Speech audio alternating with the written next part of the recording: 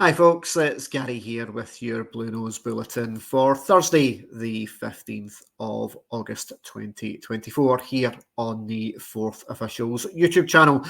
Very warm welcome on what's been yet another troublesome week in the world of Rangers Football Club in the aftermath of Tuesday night's exit from the UEFA Champions League after a 2-0 loss to Dynamo Kiev at Hampden has relegated Philippe Clement's side down to another campaign in the Europa League. The draw for that will take place at the end of this month, with 8 fixtures to be negotiated in the brand new group stage of that competition. Now, that will have serious implications when it comes to what's remaining with Philippe Clement's budget with regards to the last 2 weeks of the transfer window being open and still no real progress being made in terms of exits from the club. We spoke last week about the futures of Todd Cantwell and Yanis Hagi. Neither currently involved in the first team squad.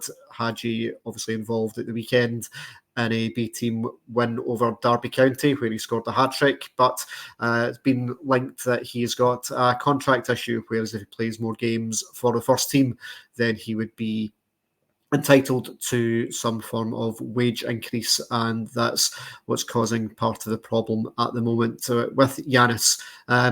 Now, sources close to me are saying that Hagi Camp is wanting to stay at Ibrox, but talks are still ongoing with regards to what his future looks like. Big news coming out of Rangers last night, however, was regarding the latest regarding Old Firm tickets.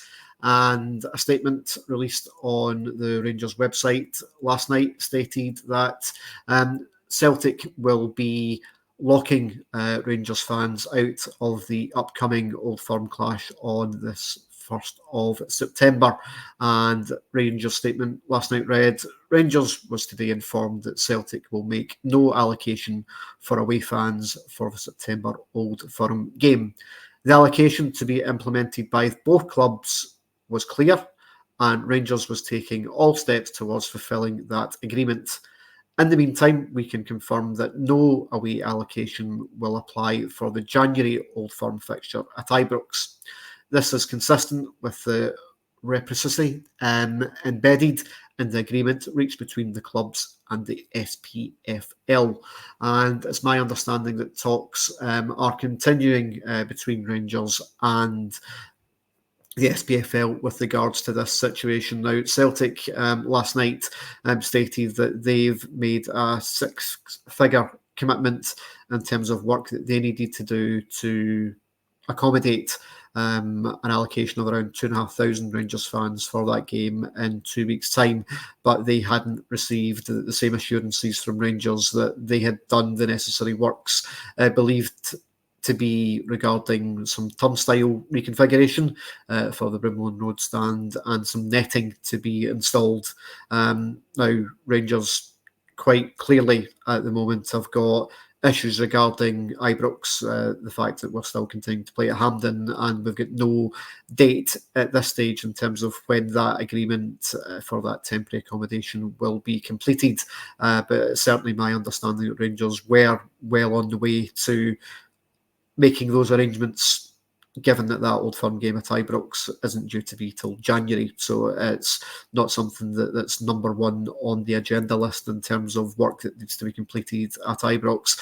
And my understanding is that Celtic have noted an opportunity here to get themselves a bit of an advantage of a game that's going to be played in 2 weeks' time. Rangers not in a great place on the field at the moment, and having to go to Celtic Park where there is 60,000 home fans and no away support there certainly gives them an advantage in a game where they're looking to kind of press that advantage home.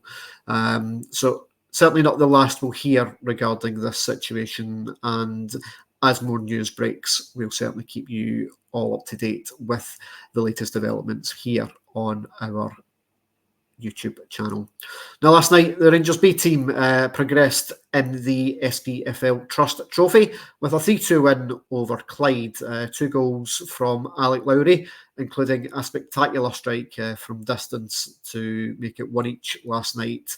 And yet again, it's led to some calls from some Rangers support that the likes of Alec Lowry, Cantwell and Hagi are all players that appear to be persona non grata at the moment with regards to the first team, but the quality that they possess could well be of benefit to the first team squad at the moment, who I think it's all fair to say on Tuesday night were short of options, particularly in attacking areas.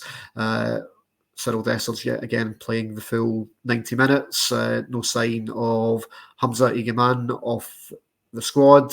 Danilo yet again not making it off the substitutes bench. And Tom Lawrence kind of struggling to make too much of an impact on the game on Tuesday night. I don't know what the answer to this is. Certainly all three of them are players that have qualities that we appear to be missing at the moment. And Rangers are continuing, obviously, to pay their wages just now. So until moves can get done to move them out of the club, it's a question I think we need answered in terms of, well, what are the club doing about trying to move these 3 players on, or trying to get replacements back in the door to replace the quality that we're quite clearly missing by not playing them at the moment. Now, tonight I will be recording a special pod with Andrew from the Ibrox Channel podcast, and we will be looking at all the aftermath from Tuesday night's exit from the Champions League, and that will be available on our Patreon channel from tomorrow. You can see the link in the scroll bar below. If you're not yet a subscriber to us on Patreon, please take a look and join us. That will pretty much do us for this bulletin. A big thank you to you all for watching. I'll speak to you next time. Goodbye.